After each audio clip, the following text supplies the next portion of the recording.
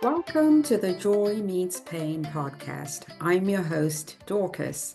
As a psychotherapist who has worked with children, couples, individuals, and families for decades, I cannot tell you how many times I've heard people say, my family is the worst, or I'm too embarrassed to talk about my family, or no family is like mine. Well, guess what, listeners? All families have ishness, foolishness, happiness, shadiness, loneliness, forgiveness, hopefulness, goodness, and the list goes on. If you come from a family and are trying to navigate your family relationships, then welcome. Today's podcast is about cancer in the family. According to the World Cancer Research Fund International, in 2020, breast cancer ranked the highest of all the cancer diagnoses. My guest today is Ms. Shas Matowe, owner and founder of Powerfull Inc. She will share her family's journey when her mother, Patty, was diagnosed with breast cancer in 2014. Today, I have the beautiful Shas Matowe, hailing all the way from Canada. All right, so I'll let her introduce herself and she'll tell us all about what she does, how we know each other. So Shas, you can take it away. Awesome. Well, hello, everyone. Thank you so much, Dorcas, for having me on this wonderful podcast. I am super excited to be here today to chat with you guys about some of my experiences in life. Yes, my name is Shasly, and I am half Zimbabwean and half Canadian. Currently, I am living in Edmonton, Alberta, in the nice North Pole. It is freezing, but today we have a little bit warmer weather, which is very nice. It's like -10, I think.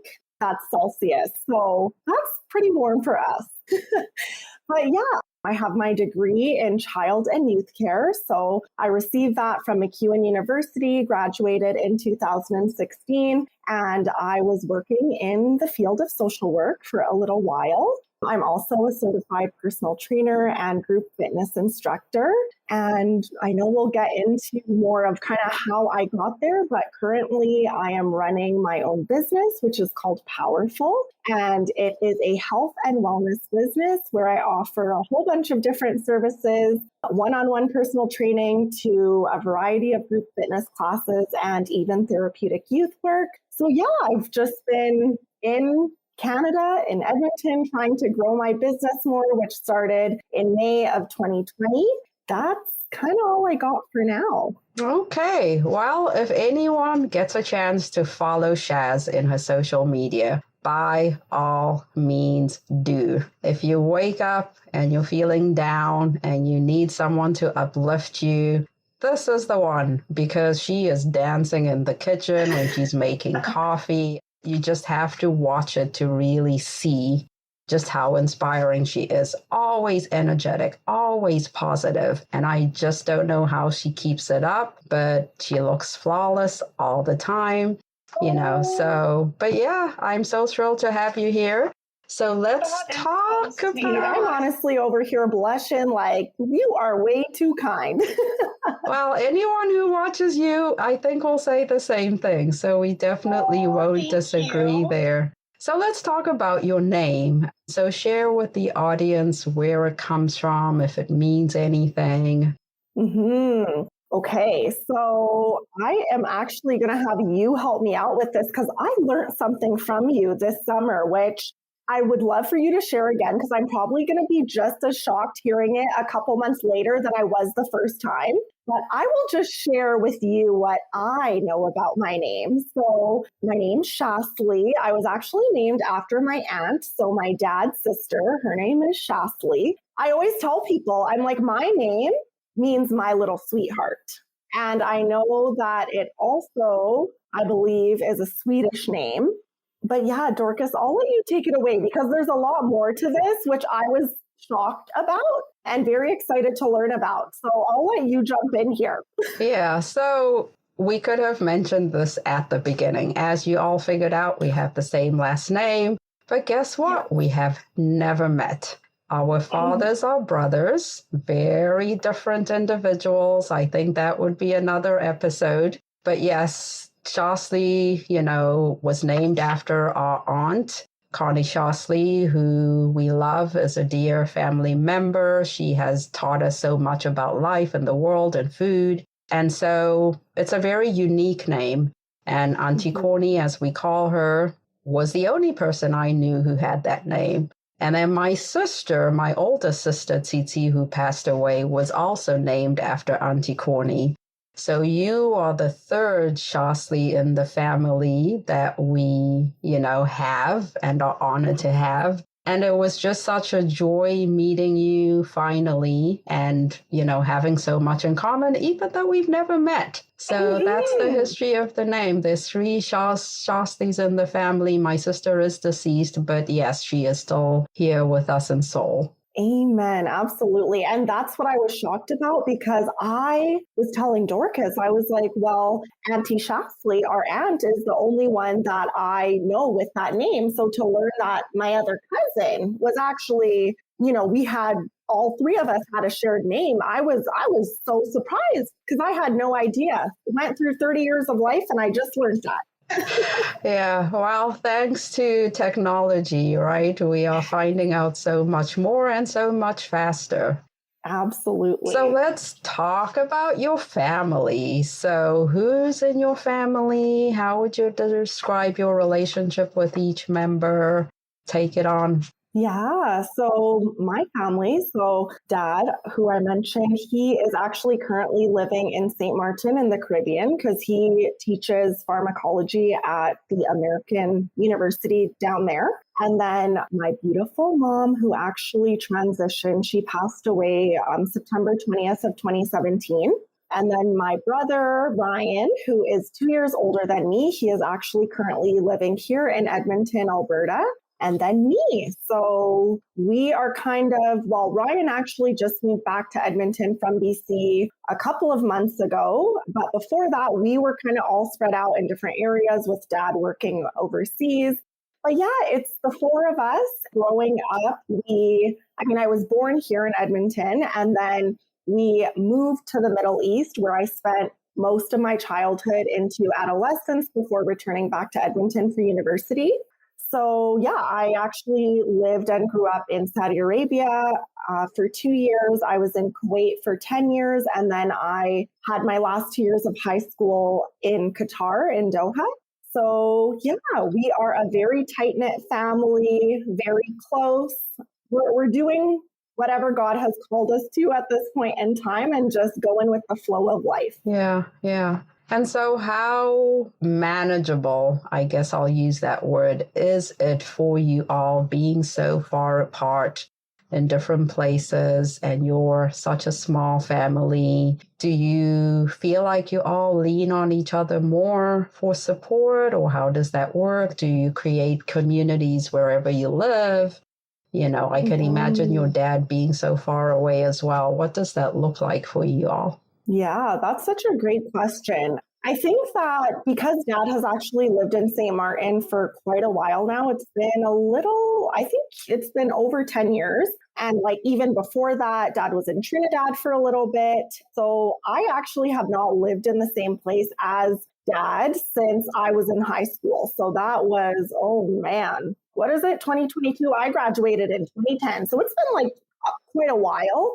But yeah, I think as much as we can, we just try and keep communication as open as possible.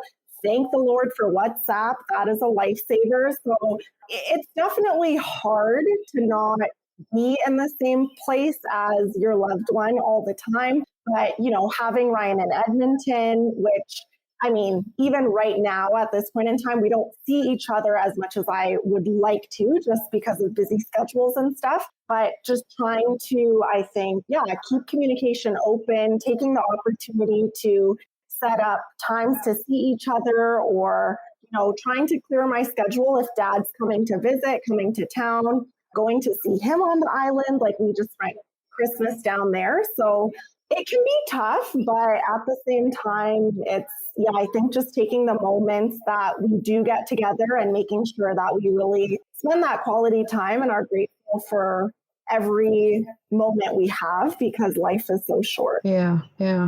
Okay. All right. So we're going to dive into the difficult topic of losing your mom. When I thought about who I wanted to interview to talk about cancer when it shows up in the family, you were the first one to come to mind because I knew your mom. She was full of life. She had an infectious laugh. That is something I remember about her. And so, I did not experience the complexity of her illness and everything y'all went through, but I know that you are the one who can help those who are struggling with something similar to share with us your experience and what that was like. So if you can walk us through the process from the time she was diagnosed. Mm-hmm. So yeah, mom got diagnosed in 2014. I believe it was around February, if I'm not mistaken. But I still remember that evening, I was actually doing my practicum at the time at a mental health facility. And I had come home after an 8-hour shift. I believe it was like a Tuesday or a Thursday night, one or the other. So it was pretty late. And normally mom would be in bed, around maybe 9 or so. But I had got home and it was after 11 and mom was still awake. So I would always go up to mom's room and give her a hug and kiss. Even if she was sleeping, that was just what I always did. And so went upstairs and my mom said that she needed to tell me something. And I remember being in my parents' bathroom. So it was just mom and I at the time. And mom said that she had a doctor's appointment, which I had known about. It was, I believe, a couple of weeks prior, and she did feel a lump in her breast. And that day that she was telling me, she received the results. And yeah, basically, the doctor had told her it was cancer. And I just remember that moment of my mom telling me, and my heart just felt like it sunk out of my body, honestly, because I think a lot of the times when people think of cancer, I know for me in that moment, it was automatically like, oh my gosh, does this mean death? Like I related the two right away. And so, yeah, that was extremely hard, shocking, confusing. I felt a lot of emotions when I first heard the news, but then it was, okay, this information, what are we going to do with it now, right? And my mom was always the type of person that, oh man, she is just the most inspiring, resilient human that I know. And nothing was ever going to stop mom. Like, she's like, you know what, sweetheart, it's a bump in the road. We are going to persevere. We're going to keep going. Obviously, not taking away from needing the time to allow the information to digest, but it was like, it's okay. Like, we're going to stay optimistic and positive, and whatever God's plan is, like, we are trusting him. Our faith has always held my family. And it was a moment where, for me personally, I did feel like my faith was shaken throughout my journey quite a bit. But yeah, from the time of diagnosis in 2014, my mom continued to work full time. She had checkups that were constant, every couple of months. She was already scheduled in to get a mastectomy done. So I was there with my mom. I wanted to be there for from start to finish in terms of knowing exactly what appointments she was going to, just everything. I'm like, no matter what, I want to be there. I wasn't there for all of the appointments regarding like scans and stuff like that, because sometimes it was during the week. But yeah, the day that my mom had her surgery and everything, and that it was a couple days after she had the mastectomy, we found out that the cancer was actually already like stage 3 to 4. It had metastasized to the bone. Wow. And that was like another stab in the heart, because you're so hopeful that, okay, hopefully this is going to be caught early on. And unfortunately, that wasn't the reality. However, I still had hope that, you know what, it's okay. The doctors can say this, but at the end of the day, whatever God's plan is, again, like I just believed in that and trusted and was hoping for the best. So yeah, throughout mom's journey, she continued to work full time. Honestly, most people did not know that my mom even had cancer. And she just continued to live life and live every day to the fullest, truly. And then in May of 2017, that was when some other symptoms started to come up. And we learned shortly after some trips to the hospital that the cancer had spread to my mom's brain. And there was a couple of tumors that were found. And honestly, this was just the most devastating news to hear. But honestly, Dorcas, I still had hope that mom was going to be miraculously healed. And I was holding on to that. And I held on to that truly until September 20th of 2017. Wow. Wow. And so how did your dad cope, your brother? How were they dealing with this? Oh, man. I think that everyone really dealt with it in their own way, which is why I'm also so passionate about grief in general, because something I've learned is that we all grieve so differently, and no one can say this is the textbook way or answer of what grief looks like, because it is truly so unique to every individual. So even in terms of just digesting the news and all of that, thinking back, yeah, I think we all just were shocked, but at the same time, we all were like holding on to the hope and the faith that everything was going to be okay. It was very hard to swallow that information, but I think that, from the time of mom's diagnosis up until those symptoms starting to progress more in 2017, it almost felt at times like mom didn't have cancer. Like for me, at least, it felt like you don't forget that mom has cancer, but she was just so strong in continuing to soldier on in life that you didn't really see that side, to be honest. So definitely hard for all of us. I think my dad was always the one that was like, we also have to be strong for mom. Like mom is, of course, a warrior and all of that, but we need to be strong for her and not, he didn't say it in this way, but not show that we're scared or anything like that, especially when mom was in the hospital. With that being said, still being able to honor our emotions and be authentic about how we're feeling, right? But to still just be encouraging and not basically just not living life like we're in despair, even though the cancer had progressed and it had spread at that point in time, right? So going back to that idea of holding on to hope, I think was always like the root. It was like the anchor that held us. Yeah. Okay. And so did you all turn to other sources of support like church or cancer organizations or the community you lived in? Or was it just the four of you pushing through as much as possible? Well, we had, I guess, the support of like the Cancer Foundation when mom was getting treatment.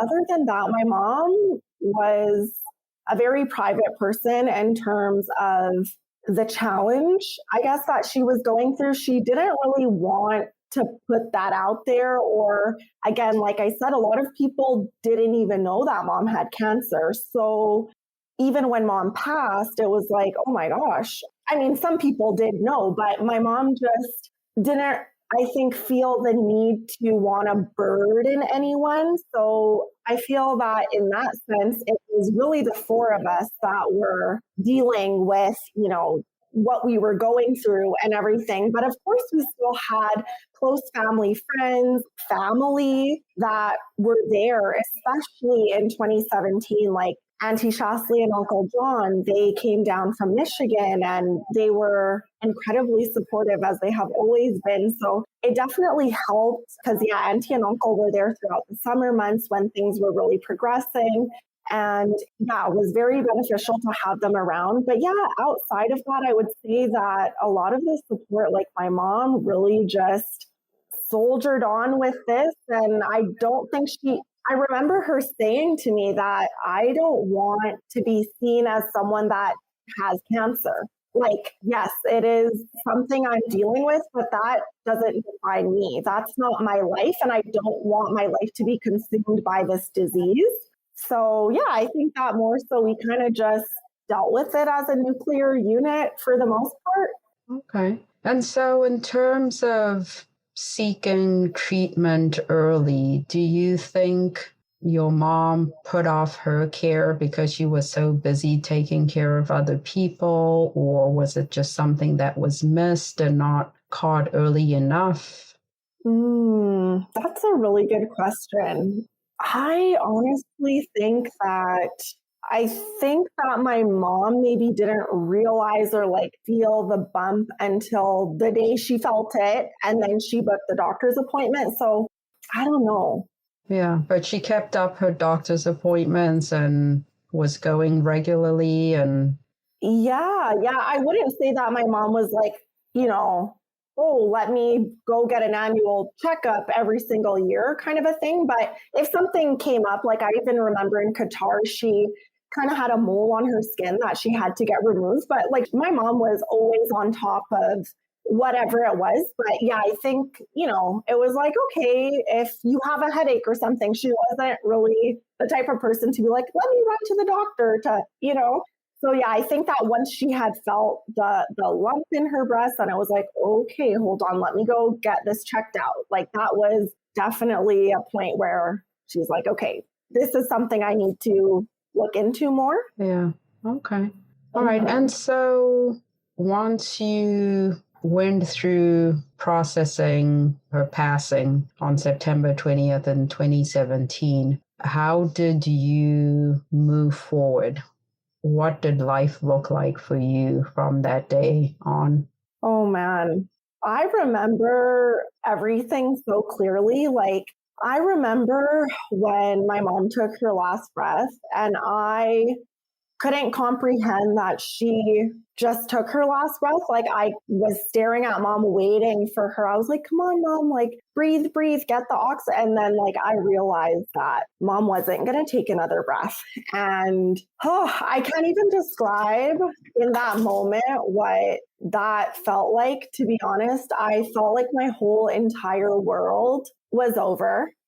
It's kind of a blur, even though it's so clear and I remember everything. It is also a time in my life where I just felt like I was floating through life. I didn't really know what to think, what life was going to look like. I had just turned 25 years old, and I never in a billion thousand years thought that my mom would have passed when I was so young.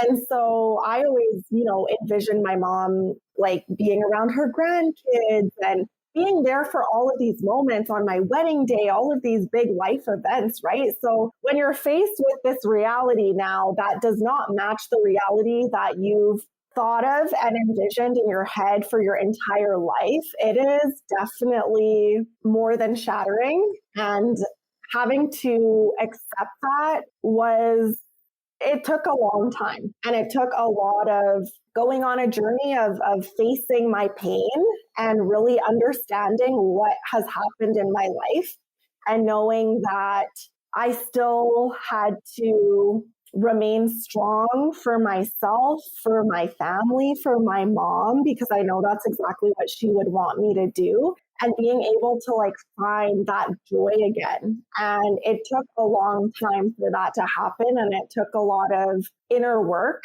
But yeah, my life was it felt like a complete nightmare at that point in time when mom had transitioned. Yeah.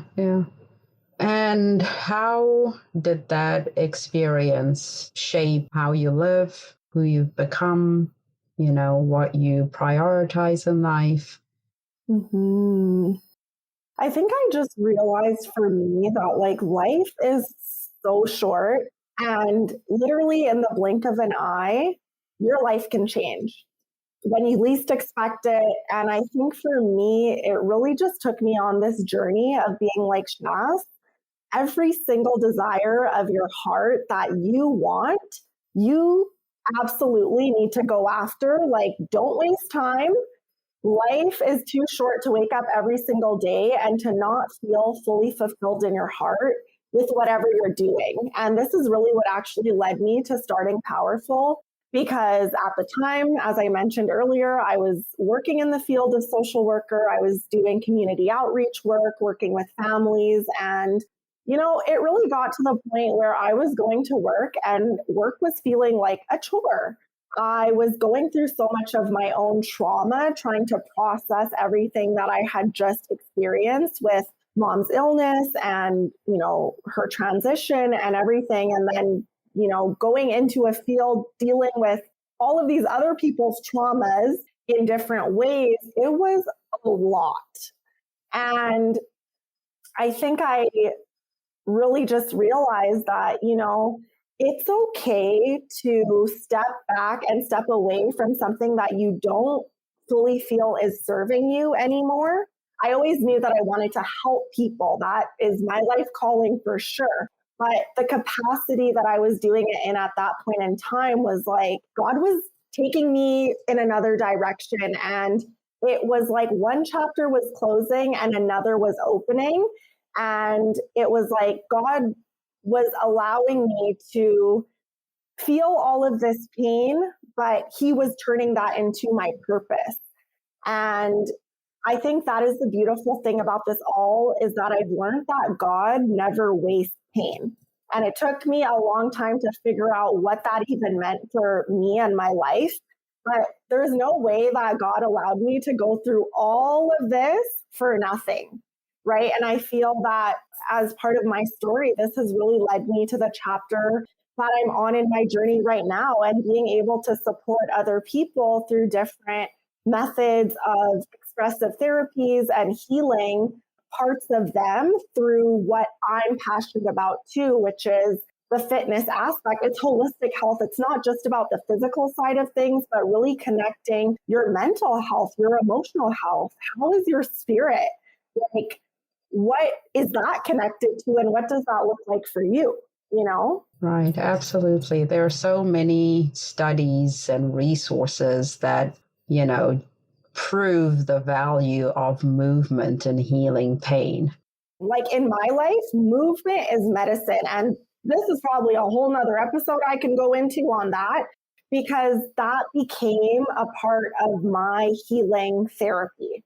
Movement was probably in the top 3 for sure. And if I didn't have that, I don't even know where I would be, to be honest. It's been such an outlet for me.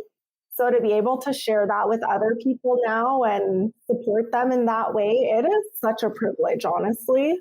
But yes, movement, I believe, is medicine through and through. Absolutely. And, I think you're such a great spokesman for your business, because people can watch you and see just the release that comes through you when you're dancing and performing and doing all the things that you love. And so I applaud you for creating Powerfull. I think it's such a necessary approach to helping people with mental illness. And it's always a joy to watch your videos. I can't keep up with all of them, but when I get a moment, it warms my heart to watch you move. Yeah. Well, you're going to have to do a workout class with me one of these days. It's coming. It was on my calendar November of last year. I said, here's a class Shas is teaching. I'm going to take it. And then trips happened and, things fell along the way. Yeah. But for those who are listening, how can they reach you if they have questions, if they want to find out more about your healing process? How can they get in touch with you? Yeah, so I am definitely always open to chatting with anyone. So email is great, which is Shasly, that's Shasly, Powerfull with 2 L's, so Powerfull.Inc, INC, Shasly at powerfullinc.com. I'm like, I know I'm missing something, .com. And then I'm also on Instagram, powerfull.inc, and on Facebook, Powerfull Inc. So yeah, any of those methods is great. I'm pretty active on social media. So yeah, if anyone wants to reach out, has any questions, I'd love to hear from you. All right, Shas, it's been a pleasure and a joy, and I am very much looking forward to experiencing you in person. No, thank you so much for having me. And yes, I totally look forward to that day where we connect. We're going to share the biggest, longest hug, and it's going to be amazing. Absolutely. All right. Well, thanks so much. Stay well. Thank you. You too. Some of the key takeaways from today's podcast were the importance of recognizing that everyone's experience and process of grief will be different. Shas shared with me that she recorded her mom's voice and replays those audios when needed. She also sought therapy when her other coping mechanisms weren't working effectively. For additional resources on cancer care, please visit the American Cancer Society's website, which is only one of hundreds of support services available. I hope you found this episode informative and engaging. If you found it meaningful in some way and have comments to share, or you would like to share your family story, whether joyful or painful, please send an email to info@joymeetspain.com. Thank you for tuning in and for allowing me to spend this part of your day with you. Please like, rate, and subscribe wherever you get your podcast. And of course, please spread the word. Till next time, stay well and stay present.